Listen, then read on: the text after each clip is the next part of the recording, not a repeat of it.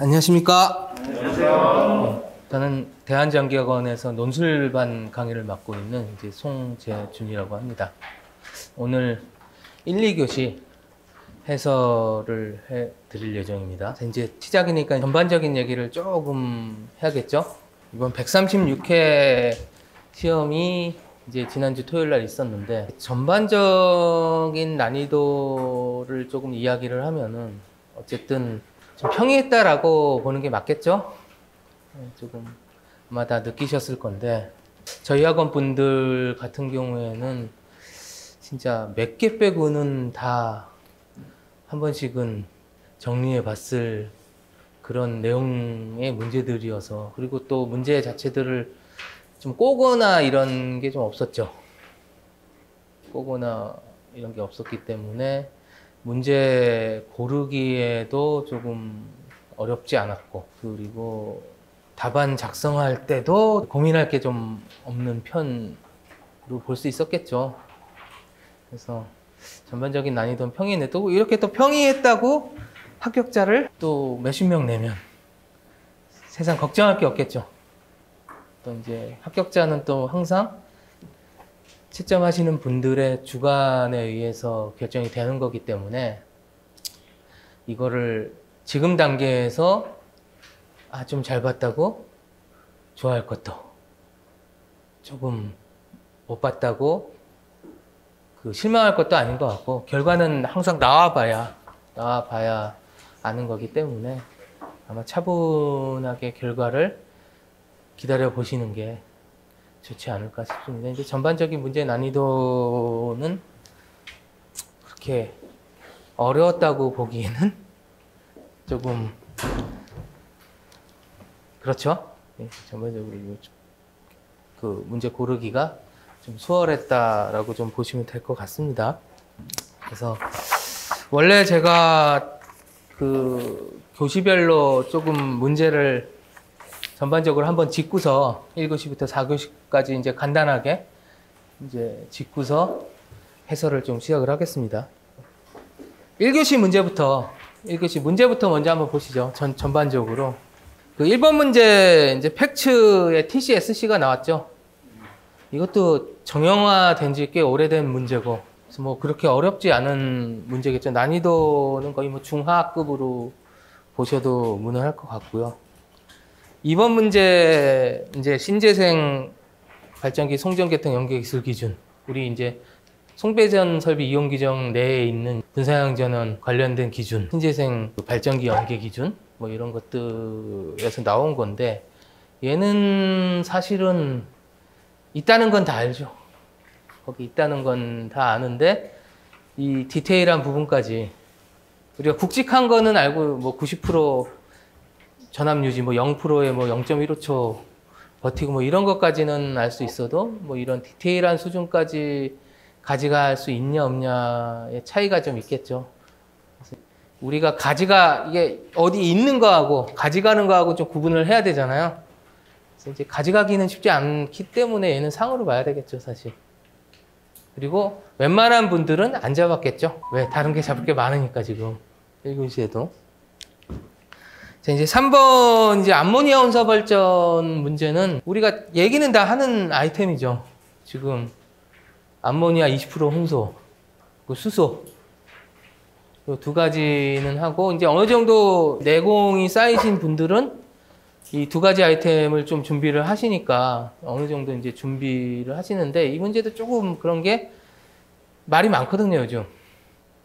암모니아 혼소와 실제로 낙스 관련해서 그 말이 많은 아이템입니다. 근데 이제 그런 경향도 있어요. 문제가 조금 말들이 많은 것들을 또 일부러 출제하는 경우도 있어요. 자기 입장에서는 또 어느 정도 정리를 하는 차원에서. 자, 우리 4번 문제, 이제 토리첼리 뭐 서비스 문제죠. 서비스 문제로 보셔야 되고, 5번 문제도 이제 펄스 레이더가 나왔는데, 우리가 머레이 루프하고 펄스 레이더는 가져가야 되잖아요. 이게 기본 아이템에 들어가 있는 애니까. 얘도. 그러니까 3번 같은 경우에는 난이도를 얘도 약간 중상으로 보셔야 되고, 4번 같은 거는 하죠, 하. 그리고 이제 6번 이제 지열발전소가 나왔는데 우리가 신재생들을 챙기면서 지열은 이제 버리는 경우가 많죠. 왜냐하면 거의 봉인된 아이템 비슷하게 취급을 하고 있죠. 지금 우리 공부 준비하는 입장에서. 그래서 뭐 우리가 어느 책에 어디 있다 이게 중요한 게 아니죠, 사실. 내가 가져가야 되는 건데 잘 안 가져가는 아이템이기 때문에 얘도 상으로 볼 수뿐이 없습니다. 상으로. 그리고 7번 이제 변압기 이제 전압 변동률 문제인데 이것도 뭐 사실 그 P 코사인 세타, Q 사인 세타 내용하고 그 전압기 변동률에 대한 특성 내용이 사실 좀 들어가야 되겠죠. 특성 내용이. 그래서 뭐 그렇게 어렵지는 않습니다. 얘도. 그래서 이제 중 정도 레벨로 중하를 볼까 하다가 변동률 특성이 조금 언급돼야 되니까 그냥 중 정도로 보면 될 것 같고 8번 문제 이제 계량기 부담 문제 이것도 뭐 계속 반복되는 문제죠. 이거 모의고사에서 숱하게 풀었던 문제이기 때문에 이것도 그렇게 어렵진 않았을 겁니다. 중하 레벨로 보셔도 될 것 같고요. 그 전력 케이블 손실 문제가 이제 9번에 나왔는데 이제 이 문제는 우리 뭐 이제 뻔하잖아요. 저항선, 유전체선, 시스선. 세 가지 키워드로 가는 건데 이 세 가지 아이템들이 사실 별도로 다 어느 정도 10점 수준으로 쓸 수 있는 애들이잖아. 그걸 이제 한꺼번에 쓰면 되는 거니까 그렇게 어렵다고 보기가 어렵겠죠. 이건 중하 레벨로 보시면 될 것 같고 10번 문제도 삼상 변압기 이제 각변이 표시 중에 DI1하고 DI1은 물어봤죠.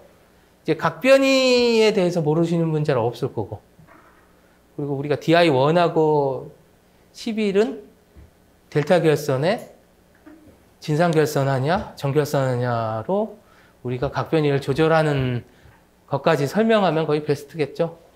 그래도 그 결선법에 대해서 진상결선이나 역결선에 대해서까지는 알고 계셔야 그래도 정확한 점수를 받으실 테니까 이것도 뭐 이제 중상 수준으로 볼 수 있을 거고요. 이게 그냥 각변이만 설명해서는 요 정도 난이도에서 점수 잘 받기 어려울 겁니다. 요 정도 난이도 수준에서는 그냥 각변이만 그냥 어렴풋이 설명해서는 좋은 점수 받기는 어려울 거예요. 사실.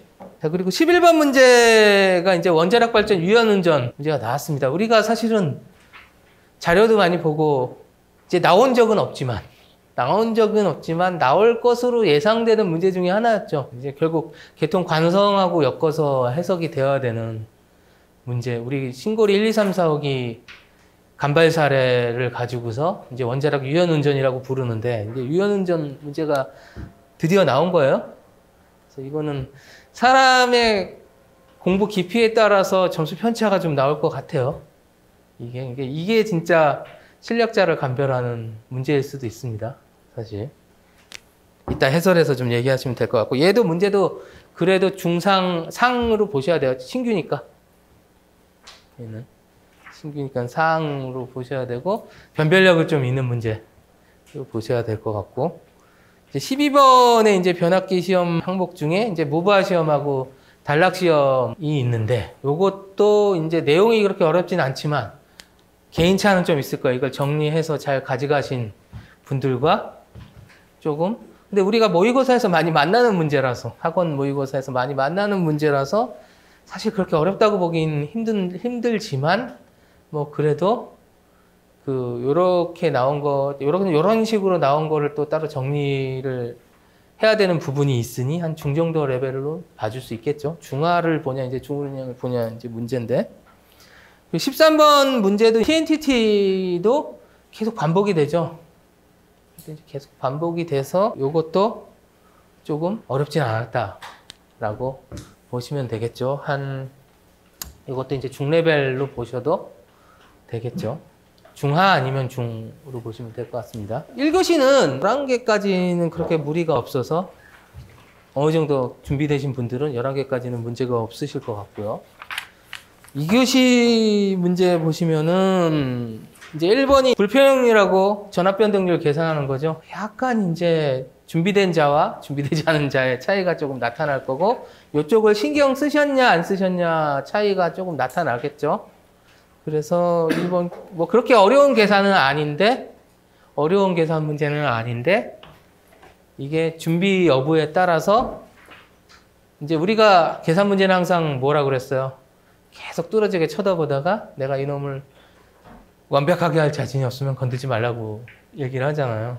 그래서 이게 그 전에 계산 문제도 패턴의 암기라고 이렇게 말씀을 드렸듯이 이것도 이제 이 패턴에 대해서 준비되신 분하고 준비되지 않은 분의 편차가 있었을 거고 그렇다고 어려운 문제가 아니었기 때문에 한 요건 상으로 봐줄 수는 없고 중으로 그냥 보는 게 맞을 것 같습니다. 그나마 이런 시험에서 이 계산 문제 하나 맞고 안 맞고는 계산 문제는 점수를 확확 주잖아요. 그래서 이것도 약간의 변별력을 가질 성질이 있을 것 같고요. 이번에 이제 VPP는 뭐 이거 VPP를 대해서 물어본 것도 아니고 또 꼭 집어줬어요. 종류하고 운영 효과. 우리 그냥 이거 준비하는 거죠. 흔한 말로 우리 교재 그대로 있죠. 이 교재 목차에 맞춰서. 교재 그대로 있으니 뭐 그렇게 어렵다고 보기는 어렵겠죠. 이것도. 그래서 이제 중정도 레벨로 보시면 되고. 우리 교재에 있다라고 다 하루 보면은 밑도 끝도 없이 다 알아서 지금. 사실. 지금 거의 90% 이상이 우리 교재에 있다고 보셔야 돼요. 학원 교재에는 다 있는 걸로 보셔야 돼요. 지금 90% 이상 지금. 자, 그리고 3번 문제도 진상운전시 고려사. 이거 뭐, 지겹죠? 이 문제도 지겨운 문제입니다. 어떻게 좀 잘 쓰냐 문제예요. 이런 것들은 우리 그냥 서브노트대에 있는 대로 쓰고 오시면 뭐 그냥 저냥 점수 줍니다. 그러니까 이것도 좀 잘 쓰셔야 좋을 것 같고. 그래서 레벨, 요것도 난이도는 중하에 가까운 중이지. 하에 가까운 중입니다. 그리고 4번 문제, 이제 부하 모델 문제가 나왔습니다. 부하 모델. 이것도 거의 뭐 이제 정규반 수준을 크게 넘지 않겠죠. 근데 이게 25점으로 나왔으니까 정규반 수준보다는 조금 심화된 내용이 좀 들어가주면 좋겠죠. 각종 우리 전압 안정성도 좀 언급을 하시고 해서 이것도 이제 중레벨로 보겠습니다. 중레벨로. 자, 5번 문제는 이제 고속증식로하고 반감기가 나왔죠. 이게 저희가 이제 계속 얘기를 하지만 원자력은 한도 끝도 없기 때문에 어느 정도 정해진 베이스에서 그걸 골라가야 된다고 말씀을 드리잖아요. 그거 부분만 해야 된다라고. 이제 거기에 들어가야 안 들어가요, 얘가? 안 들어가죠? 책에 있으면 쉬운 거 이거 아니죠. 우리가 책에는 있지만 가져가는 애, 안 가져가는 애요. 잘 안 가져가는 애죠. 난이도 상이죠. 아니, 이거 모범답안 찾긴 쉬워요. 책에 있으니까. 근데 우리 가져가는 애 아니잖아요. 상으로 봐야 되고. 6번 문제도 우리 학원 그 VLF 문제인데 모의고사에서 뭐 그냥 토시 하나 안 틀립니다. 모의고사 문제하고. 이제 우리 연구반에 계신 분들 같은 경우에 이제 막 이게 내가 게시되고 막 이런 분도 있을 거란 말이에요. 모의고사 보고 막 이제 연수반에서 게시되고 이런 분도 있을 거란 말이죠. 이것도 뭐 난이도 이런 거를 지금 하루 볼 수가 없어요. 거의 중학급 난이도라고. 왜냐면 VLF에서 특이한 걸 물어본 게 하나도 없어. 그냥 우리가 강의를 공부를 하고 모의고사 보는 내용이 그대로야. 그러니까 이것도 어쩔 수가 없습니다. VLF도 중하 레벨로 볼 수뿐이 없어. 그래서 2교시는 사실상 1번을 빼면은 4개고 1번을 풀면은 5개고 이렇게 됩니다. 문제 자체가. 그래서 어떻게 보면 차라리 2교시가 변별력이 더 있는 것 같아요. 계산 문제가 하나 있어서. 성패가 갈릴 수도 있는 교시가 될 것 같아요. 자, 3교시 보시면 이제 3교시 1번은 보호개전이죠. 발전기 보호개전. 그래서 4개 물어봤죠. 계좌상실, 모터링, 계좌상실, 81 오유, 주파수, 그리고 불평형 46. 4개 물어봤죠. 이 4개가 어려운 게 하나도 없잖아, 이제 문제는. 기본 아이템에서 벗어나지 않잖아요. 그러니까 얘도 난이도는 중레벨로 보셔야 되고, 그냥 단선도 하나 그리시고 설명하면 끝이잖아요. 지금 1번 문제도 이제 거의 중레벨, 그래도 보호계정기니까 중으로 봐주는 거고, 보호계정기니까. 그리고 2번은 시스 유기전압. 이것도 뭐 계속 반복되잖아요.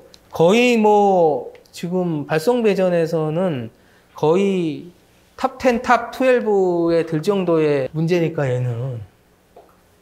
얘도 뭐 어떻게 얘기, 그리고 꼬은 것도 하나도 없어. 시스 유기전압에 대해서 설명하래. 그럼 이제 적재 방식 설명하고 주로 설명들 하셨을 거고, 유기전압 특성에 대해서 잘 설명하시면, 이것도 또 1교시에 그 전력계통의 시스손하고도 또 연관되잖아, 또. 그럼 뭐 이것도 그렇게 어려운 문제가 아니겠죠? 해서 얘도 난이도는 이제 중정도. 그리고 3번은 154 쪽에 있는 보호계정기용 CT 단선도 표시하고, 모선 변압기 송전솔로 배전솔로 보호계전. 이것도 보호계전이죠. 보호계전. 여기서 약간 고민되는 거는 그 CT 위치를 단선도에 표기하래. 근데 이것도 보호계전기를 조금 어느 정도 공부하신 분은 그렇게 어렵지도 않아. 그냥 막 던지면 되는 애예요. 근데 어쨌든 CT를 단선도에 표시하라는 게 생소하잖아. 거기서 부담을 좀 느끼잖아요. 얘는 약간 중상, 이제 제가 이거 중이라 그러면 저를 욕을 하겠죠. 그래서 중으로 보긴 좀 그렇고, 중상 레벨로는 봐야 되죠. 그 대신 변압기 송전솔로 배전솔로 보호계전 방식은 어느 정도 다 킵이 돼 있는 아이템들이잖아요. 그래서 얘도 잡는 데는 사실은 문제는 없는 애고, 이제 4번 문제 나오는데, 이제 드디어 또 분산형 전원 배전계통 연계 기술 기준이 나옵니다. 이번에 여기서 3개가 나왔어요. 여기서 3개가 나왔어. 그 송전, 그 발전기 연결, 송전 연결 기준까지 포함을 하면은, 그래서 뭐 감시 제어 설비, 분리 및 재병입, 전기 품질. 이게 요 아이템들이 있는 건 다 알아요. 거기에 있는 건 다 아는데, 요거를 요 꼭지에 맞춰서 정리하기 쉽지 않으셨을 겁니다. 꼭지에 맞춰서 정리하기가 쉽지 않으셨을 거예요. 그래서 얘는 상으로 보는 게 맞습니다.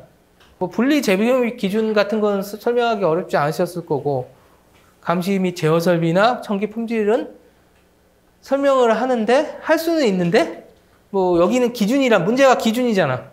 근데 기준을 풀기가 쉽지 않잖아요. 기준이라고 하면 뭐가 있어야 돼? 수치가 들어가야 돼요. 전압 품질에 대한 수치. 뭐 품질도 전력 품질에 대한 수치도 몇 개는 또 가지고 가셨을 건데 쉽지 않으셨을 거예요. 이렇게 정리하기가. 자, 그리고 5번 문제 이제 태양광 발전 시스템의 설계 시 고려사항. 뭘 물어보는지 모르겠어요. 저도 뭐 태양광 설계한 거 숱하게 봤는데 이거 뭘 물어보는지 모르겠네. 직병렬 계산하는 거에서 뭐 VOC하고 ISC 가지고서 우리가 직병렬 계산하는 거 설명하면 되는 건지, 아니면 모듈 선정부터 뭐 인버터 방식이 뭐 센트럴 방식 있고 스트링 방식 있고 이런 걸 설명해 달라는 건지 알 수가 없죠? 요거는. 근데 쓰려면 쓸 수는 있어요. 이것도. 근데 알 수는 없어. 뭘 먹어하는지. 그래서 얘도 태양광 문제가 원래 난이도 높은 게 없는데 이렇게 나오면 뭘 물어보는지 모르니까 중상 레벨로 볼 수밖에 없습니다. 근데 얘도 쓸 수는 있어. 쓸 수는 있는 아이템으로 보셔야 되고, 6번 문제 보시면 이제 콘덴서 문제가 나왔죠. 근데 이제 콘덴서 문제도 사실은 우리가 Y 델타, 콘덴서는 델타로 해야 용량이 크잖아요. 콘덴서는. 그리고 정전 용량 자체가 변화되잖아. 그리고 콘덴서 온도 전화 고조파에 대한 열화 대체. 이거는 우리가 고조파를 다루면서 콘덴서 얘기를 조금 하니까 뭐 그거 연관되는 내용 정도 정리가 가능할 거고. 그리고 고장 콘덴서 보호 방식에 대해서는 이것도 공부를 했죠 우리가. 모의고사에 풀어볼 정도는 아니지만 어느 정도 공부를 했죠. 이것도 어느 정도 변별력은 있는데 잘 손이 안 가는 문제에 속하겠죠. 얘도 그냥 상으로 볼 수뿐이 없을 것 같습니다. 난이도는. 근데 시험 볼 때는 이런 거 해결하면 점수 엄청 잘 나와요. 대략서도. 점수는 대략서도 이런 거를 해결하면 1번에 어느 정도 자신감을 가지고 있을 테니 또 이제 3번도 우리가 어느 정도 알 수 있고, 이제 2번만 잘 해결하면 사실상 뭐 이렇게 점수 고득점을 할 수 있는 문제이기도 합니다, 사실. 근데 쉽지는 않으셨을 겁니다, 잡기에. 그래서 3교시는 제가 봤을 때는 사실은 한 개 빼고는 사실 다 쓰려면 쓸 수는 있어. 근데 이제 점수가 어떻게 나오느냐의 문제. 그래서 얘는 좀 다른 의미로 조금 애매한 문제들이 여러 개 좀 섞여 있어서 조금 고민을 많이 하셨을 것 같습니다. 자, 그리고 4교시 1번은 이제 변압기 결선 방식의 장단점 유의사항. 요거는 우리가 이것도 우리 학원에서는 모의고사에서도 푼 문제죠. 모의고사에서도 이제 푸는 문제라서 내용이 원래 어렵진 않아요. 이것도 분사형 전원, 배전계통, 연계 수준이 명확하게 있는 건데 있는 것 중에서 우리가 다루잖아요. 얘는 왜? 반복이 되니까. 다루는 애라서 얘도 사실 잘 쓰셨어야 돼요. 잘 쓰셨어야 되는 문제입니다. 얘는 한 중레벨 정도로 봐주겠습니다. 반복이 많이 되니까. 그리고 이번에 이제 CT 철심 포화 시 2차 측 전류 및 전압 변화. 요것도 많이 다루죠. 많이 다루는 문제라서 한 중레벨 정도 보시면 될 것 같고. 3번 문제에서 이제 PF 특성 문제가 나오죠. 이것도 뭐 거의 서비스죠. 25점에서 이거 나오면 거의 서비스 문제로 보셔야 됩니다. 그래서 중하 레벨 정도로 보시면 될 것 같고. 4번 문제도 진행표 변이점, 반사 투과 효과. 이거는 뭐 그냥 정규반 때부터 주구장창 하는 거죠. 반복률도 높고 거의 하레벨이라고 보셔야 됩니다. 거의. 반사계수, 투과계수 유도하고 종단 특성 설명하면 딱 깔끔하게 끝나겠죠. 그리고 5번 문제는 국내 변전소의 전압별 모성 구성 방식. 뭐 1.012, 1.512. 뭐 이런 것들 있죠. 그래서 그거 정리하시면 돼서 이것도 그래도 약간 보호개정 기성이 있으니 그 중레벨. 우리 전압차동, 전류차동까지도 조금 얘기를 해주셔야 좀 괜찮으니까 이 문제는 중레벨까지는 봐줍니다. 그리고 6번 문제는 정규반 때부터 이것도 주구장창 하는 거죠. BC상, 단락시, 고장 전류와 사고 전류와 각상 전압, 상호상 전압하고 건장상 전압 계산하는 거잖아요. 좀 양이 많기는 해. 양이 요거 정리하면 양이 많기는 한데 이건 정규반 때부터 쭉 가왔던 문제잖아요. 얘도 거의 중하 레벨로 볼 수뿐이 없겠죠. 근데 정리할 건 많긴 하니까. 4교시는 6개야. 골라야 돼. 골라야 됩니다. 4교시 문제는 골라야 돼요. 그래서 내가 뭐를 잘 쓸 수 있을까 고민을 해보면 저라면은 사실은 6번 무조건 고를 거고 1번, 6번, 1번, 5번, 2번 이런 걸 고를 것 같아요, 사실. 근데 여러분은 안 그랬겠죠. 3, 4번을 꼈겠죠. 3, 4번을 무조건 뛰셨을 것 같고요.